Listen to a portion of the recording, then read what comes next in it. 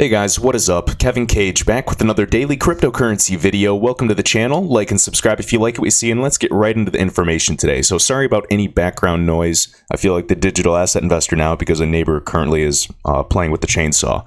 So right here, XRP Colt 589. Again, this is a document. Here's the official document for those of you that always say, I don't show the actual documents. I'm sorry. Sometimes I use Twitter because nice people actually take good screenshots, so it zooms in for the user. So when you guys view the video, you can actually read it nicely. I always confirm my sources. I always actually do read them thoroughly, but sometimes I do just use Twitter because it makes everything easier. So hopefully that makes some sense. But as we can see here, guys, it is about HSBC. We know that they've been a client on RippleNet. We've heard tons of conspiracies about them already using XRP for a long time. So this should be no surprise because, again, a lot of these conspiracies, believe it or not, end up coming to be true sooner or later. So as we can see here, payments, and this is right on their website, hsbc.com. So payments, talking about DLT, distributed ledger technology, can streamline end-to-end value transfers, reducing costs, operational risks, and settlement periods. For example, Ripple's XRP ledger, the XRPL, provides real-time cross-border settlements, much more than just mere payments, using tokens, XRP, that can represent central bank currencies. That is huge. Now it says in foreign exchange in the Forex markets, HSBC's FX Everywhere tool processed more than 3 million intercompany FX transactions worth $250 billion in its first year. Now, I don't know if you guys have seen, but Alex Cobb did a wonderful video this morning about this. He and others, already understand this. They just get it. Many big groups, such as governments, they do not create. They adopt technology. They wait until everything's finely tuned, the proof of concept's been confirmed, and they simply buy it or own it or patent the technology itself. Somehow you can purchase, and kind of just make an agreement. Now, it's my belief that XRP will have a fundamental role in this settlement layer when it comes to settling cross-border specifically. But however, with huge developments just like Coil and R3 is leading me to believe that XRP may have an even more direct role in the world of trade finance, business, B2B payments, syndicated lending, you name it. So we're going to hear more and more of this, and it's just so weird that there's just crickets going on when they are literally saying this and using the XRP ledger that do this. Even, the modern investor was explaining this. I think Alex Cobb was explaining this. When the Ethereum network slowed down, they were literally sending Ethereum on the XRP ledger. And guess what? It was actually settling faster. That's really funny. They don't want to acknowledge that because they have many of the, the dApps on the actual blockchain already. But again, XRP is not trying to destroy anything. We're simply a disruptive, Ripple's a disruptive fintech, but XRP is completely able to be integrated with all of these new services as well. There's plenty of money in the world, there's plenty of use cases, but when it comes to settling payments and actual settlement, XRP all the way. If Ethereum can fix its scalability issues, perhaps it will be a good platform for dApps because it does have some, good amounts building on it. And if it doesn't, hopefully Cardano or some other projects will really step up for that. All right, for scalability, sustainability, you get the gist. All right, and then the document. All right, next, this is really cool. A great article. This was sent to me by Free American Spirit. So F American Spirit on Twitter. So thank you, sir. This came out just 2 days ago. So RippleNet partner, American Express, I'm going to refer to them as Amex, talks Swift versus Ripple in terms of technology and what they have to offer. Now, this is a really well put together article. So I'm going to be reading some of this verbatim. So just sit back and relax. So world famous credit card company Amex has been on RippleNet since November of 2016. No shocker or surprise there. Again, across its UK and US payments corridors. So we found it quite interesting to hear Amex talking Swift versus Ripple, and here's a quote regarding the future of cross-border payments. Ripple's cross-border payments products offers an alternative to Swift for moving payments between banks and payment providers in different countries. Swift cross-border payments via the correspondent banking system. And again, correspondent banking system, all of this requires pre-funded accounts. Trillions of dollars are still tied up. There's tons of capital costs included. And the tier 3 banks are really just paying more than they have to. And then forget about banks. Let's talk about the everyday people. Some of their payments are lost at, 3 to 5 days. There's heavy fees. It's just ridiculous. It's not really fair for anybody except the guys up top. Right? Often taking days, and this is Swift currently, often taking days to complete.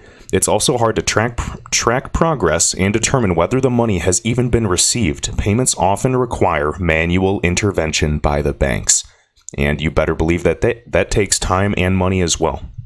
All right. So Swift has been, settling cross-border payments for 40 years. Keep in mind, this is pre-internet, pre-digital era.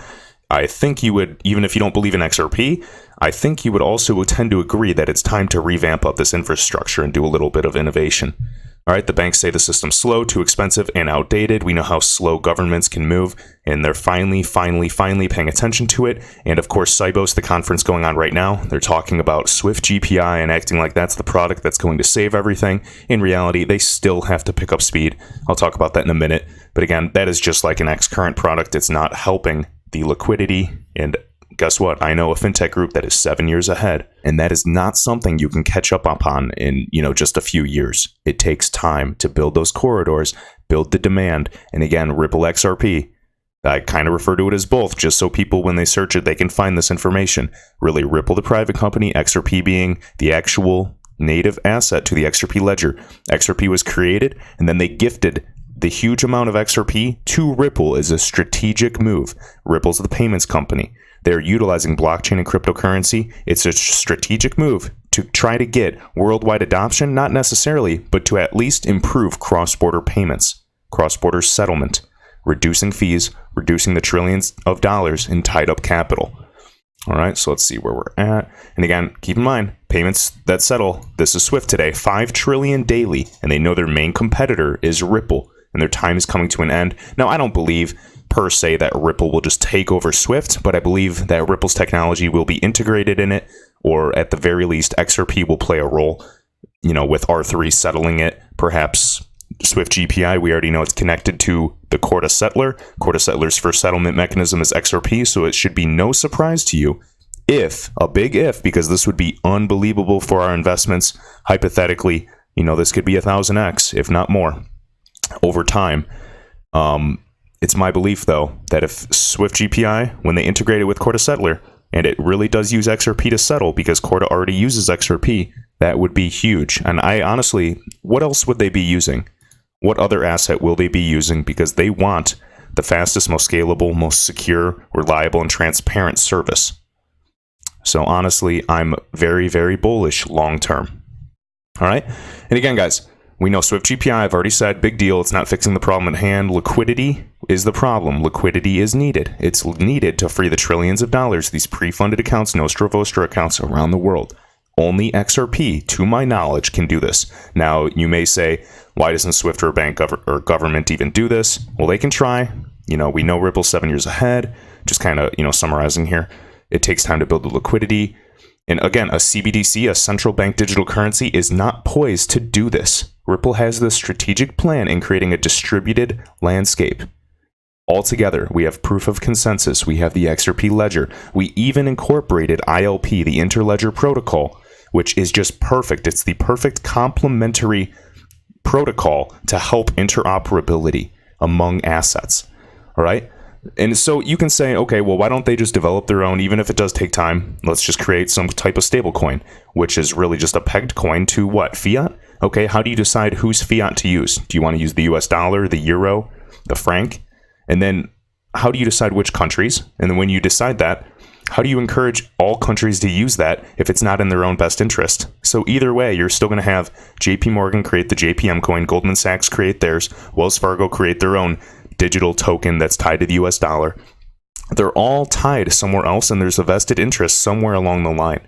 So they can all create their own and have internal systems, but we still need a bridge asset. And yes, that is why I'm bullish.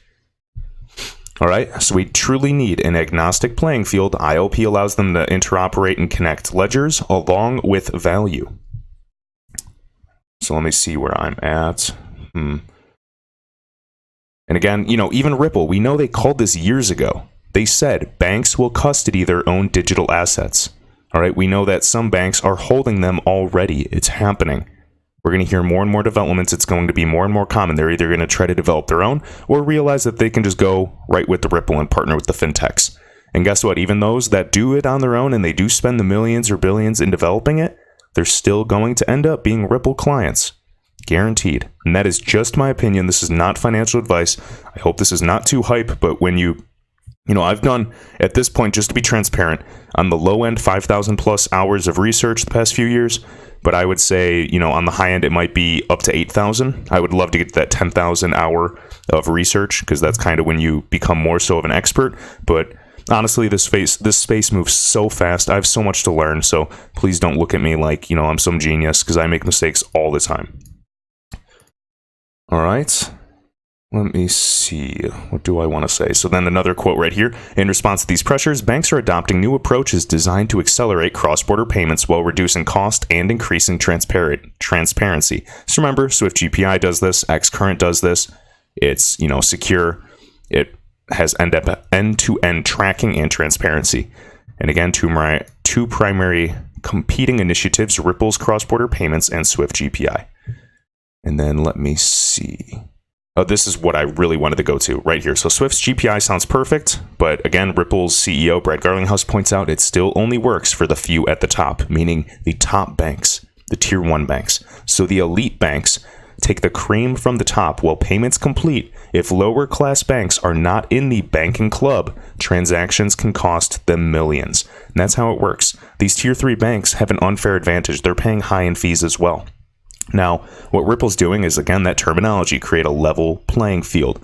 The top tier 1 banks, or the central banks, more often than not, own the tier 2, the tier 3 banks, these smaller guys. And what happens is this: they take the cream from the top. They have either hidden fees, and this is just really a blatant fee, just another thing that they owe to the big guy. The world is run by money. This is just another excuse on why, and again, they like their system. So there will be some resistance, and that's fine, because eventually it is going to be a domino effect. And again, Ripple just named, we found out in September, I believe it was September or July, I believe it was September of this month, Ripple named and said 220 partners confirmed. So we knew it was 200 plus. We now know 220 was an exact figure from a Ripple employee. All right. Relic of the past. You get the gist, guys. This is a really good article. Highly recommend it. All right, right here, King Solomon. Banks won't use XRP, and he's just saying this facetiously in a quote. Then please explain to me why the Saudi Arabian Central Bank, I'm going to refer to them as SAMA or SAMA, first partners with Ripple to use Xcurrent, then begins developing a comprehensive regulatory framework for crypto assets to be utilized. Wonder what they'll use. And again, right here, currently, Ripple's solution using XRP may not be compliance for Islamic banks. But again, what are they doing? The Saudi Monetary Authority, SAMA, is currently working on preparing this framework for crypto assets to facilitate its development. Wow. They are literally trying to classify this so they can use it for their own good. And even if they do decide to use their own currency internally, that's fine. I hope it does create some operational efficiencies, but they still need to work with other countries, other businesses, other organizations around the world, not just mere real-time payments, real-time settlement, real-time gross settlement. So that's a really cool find. And then right here, his point, the central bank, who is a Ripple partner, and it's a central bank, I might add, is literally developing their own regulation for crypto assets. This is honestly comical that people cannot see what's actually going on. And I would agree, but I just think that most people don't really care, and that's fine for them. But for me, I'm a total nerd, and I get into this because I am here, just like you, to make a lot of money from certain investments. And to me, XRP will be one of those no-brainers, whether that's 5 years down the road. I'm here. All right, we're going to finish off with this. This is a cool little document share here by Edward_Profit. So what does this mean for Ripple and XRP? This is at Cybos 2019, and it's just showing Swift, talking about GPI. If you guys want to read that later, I always retweet these, so just follow me on Twitter. If you don't have a Twitter, I suggest you get a Twitter and literally just follow some XRP people. It is great, is a thread and platform for research. So right here, XRP Neo, we've seen this. So with payments, which is messaging, connecting with domestic payment systems, just like ILP, Interledger Protocol, connecting settlement, a collaboration would be fitting. As we can see here, this is a famous picture we've seen around, enabling interoperability across platforms 2020 to 2025. So we have the various money networks in different countries. You can see ACH in the US and Fedwire, right? And we got SEPA. I believe it's pronounced SEPA, not SEPA, but who knows? We got the Target 2 payments. All right, we got Japan, we got the European Union. We have all these groups. And then we have the platforms. So we have marketplaces like Amazon. We have payment platforms like Apple Pay, Internet of Things, which will be massive, trade finance, SAP, IBM, Oracle, capital markets, blockchains, and distributed ledger technologies like R3 Corda and Hyperledger Fabric, along with Ethereum. All right, and then other platforms, Facebook, other social media, Netflix, Google, Uber, you get the gist. And it's all connecting it through right here. Look, IOP bridges these networks together, correct? So they can communicate. And they're across, networks and platforms because they all have ledgers. The whole world is run by ledgers on the back end, but we don't really think of it. And essentially, it's just two columns, debit and credit, assets, liabilities. In the interledger protocol, IOP right here can connect all of these ledgers along with any forms of fiat or value. So the US dollar and the euro, it can connect those seamlessly. And we transact on the XRP ledger. This is hypothetically with, mass adoption, this is what it would look like. Now keep in mind, if we got even 1/10% of this market, this investment would be so much higher than it is when it's transacting true volume. That's just what I want to emphasize. All right, and then right here, I like these two quotes by I Am Legion, and then we are done.